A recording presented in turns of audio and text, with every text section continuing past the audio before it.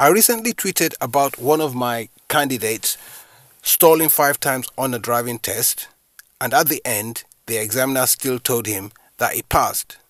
Now, don't take this as the norm. Just because he stalled 5 times and passed his driving test on this occasion, don't think that if you do the same thing, you will pass.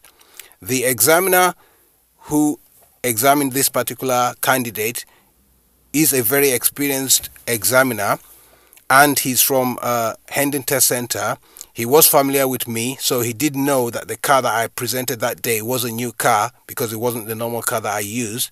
And also, having taken into consideration the whole drive of my candidate, in fact, it was only stalling that he had driving errors on. Everything else was clean. The examiner did give my candidate the benefit of the doubt. So don't think that normally if you commit more than 4 driver errors in the same section that you would pass. It was an exception, and don't think that if you have the same fault you might pass. If you do have a particular problem, try and sort it out before the day of the driving test, because on the day of the driving test you never know what the examiner might think of your overall drive, and that is very important.